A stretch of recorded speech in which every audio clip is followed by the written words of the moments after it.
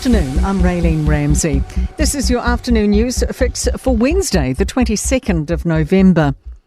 The role of Deputy Prime Minister remains one of the last sticking points of negotiations. Chris Luxon's confirmed policies have been dealt with and ministerial positions largely agreed. The deputy position's yet to be decided, but National's Nicola Willis today said she's not in the race. Luxon won't say if he's ruled out the leaders of ACT and NZ First sharing the position. There's obviously been a number of options and conversations taking place and presented and discussed over the last 24 hours, and I'll keep that in that room. Was that one of them? I'll keep that in the room. Israel has approved a deal to bring home hostages from Gaza. Hamas will hand over 50 women and children in exchange for Israel halting its assault on Gaza for 4 days. It will also release 3 Palestinians for each hostage released and says the pause will continue if Hamas releases a further 10 hostages each day. CNN's Oren Lieberman says it's a breakthrough, but won't be all Israel wants. It's important to note that this does not include any men and likely not any soldiers. Remember, even so, there is still a long way to go until they are all freed. The incoming government is facing pressure to sort out pay equity for early childhood teachers. An Education Ministry accounting mistake underestimated the cost of a settlement by $253 million. NZEI says the teachers are underpaid, considering the importance of a child's first 1,000 days.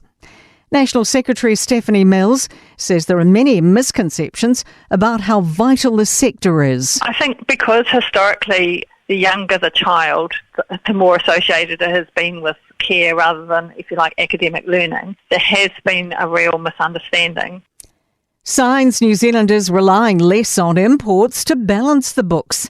Stats NZ October data shows annual exports fell 9.3% to $5.4 billion, with imports down 12% to $7.1 billion. Machinery and vehicle imports fell by more than $100 million. Infometrics chief economist Brad Olsen says we weren't using imports we already had. Moving away from as much reliance on those imports is sort of encouraging news that we're slowing the economy down enough to sort of get rid of inflation, but that big deficit's still a big concern. A fruitful season's in the wind for kiwi fruit growers this year. Zespri's seasonal November forecast projects record returns for all fruit crops. It's putting it down to growers' efforts to improve quality despite recent harsh conditions. CEO Dan Matheson says improved growing conditions this season will bring much bigger volumes. What will be fundamental to our success is another strong focus on getting the quality settings right, managing it through the supply chain well, getting it through to our customers in great condition so that we can get the best amount of value back to our growers. In sport, Auckland Unlimited Chief Executive Nick Hill has revealed SailGP rejected alternative locations for spectator stands, forcing next year's event to be canned. The council have been unable to secure and remediate the land for the planned site in time. A sparring injury has forced Kiwi fighter Dan Hooker out of his UFC bout next weekend in Austin.